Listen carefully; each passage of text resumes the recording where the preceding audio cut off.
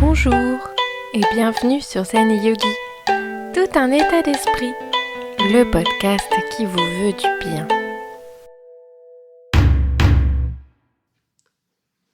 Cette semaine, on va parler de quelque chose que l'on n'aime pas en général, le froid, que l'on symbolise avec l'émoticône glacé.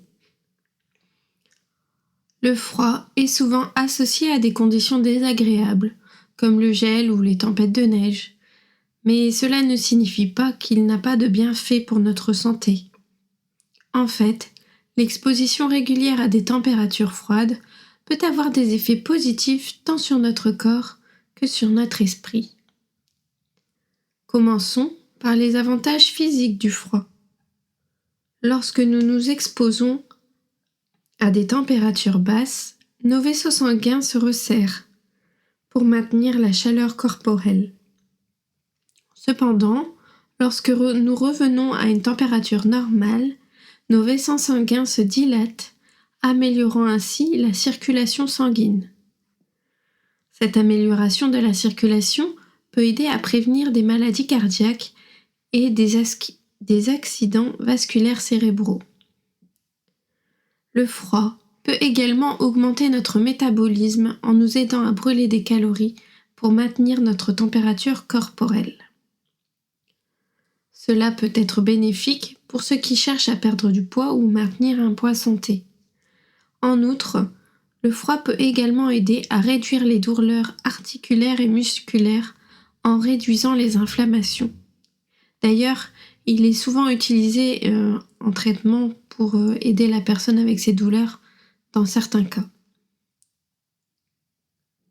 L'exposition régulière au froid peut également renforcer notre système immunitaire.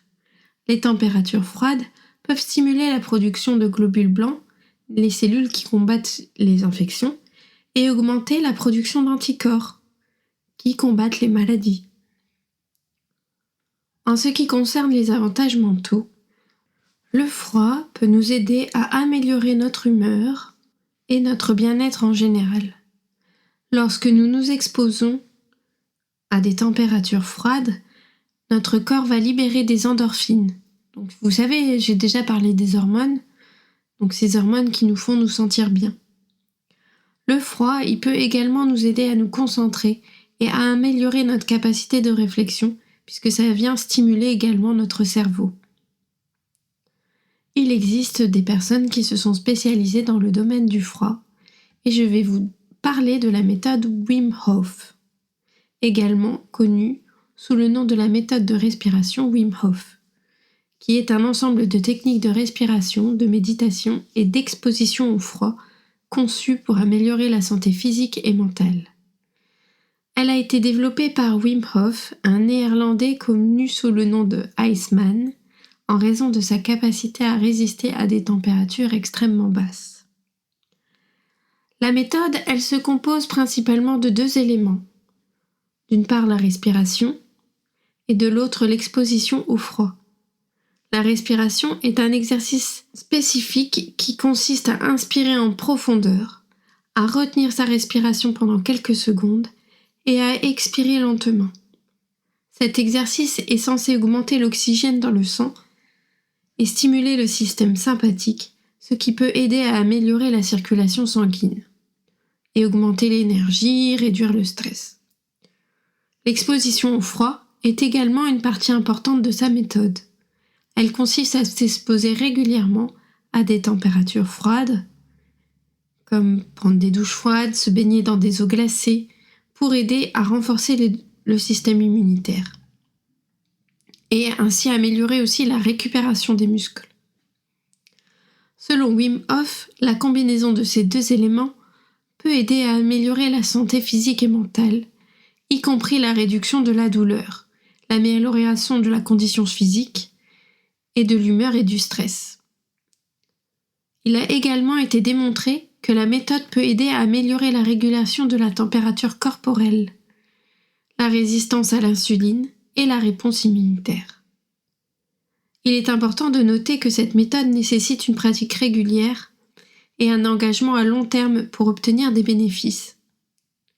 Il est également important de consulter un médecin avant de commencer cette méthode, surtout si vous avez des problèmes de santé sous-jacents ou si vous êtes plus sensible aux températures froides.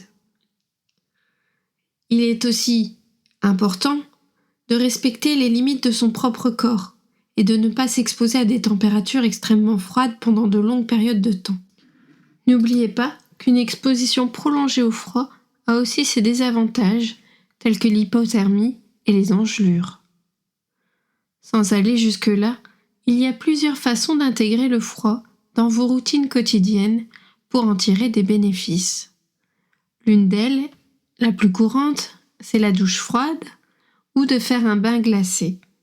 Cela donc peut aider votre système immunitaire et améliorer votre circulation sanguine. Vous pouvez également essayer de passer du temps à l'extérieur par temps froid, en faisant de la randonnée ou du ski, ou de faire de l'exercice dans des températures fraîches. Peut-être un jour serez-vous tenté par une baignade en hiver. En tout cas, n'oubliez pas de prendre soin de vous. Voilà, j'espère que cela vous a plu. N'hésitez pas à liker, partager et à vous abonner selon votre plateforme. N'oubliez pas, le bonheur se trouve en vous, alors cultivez-le.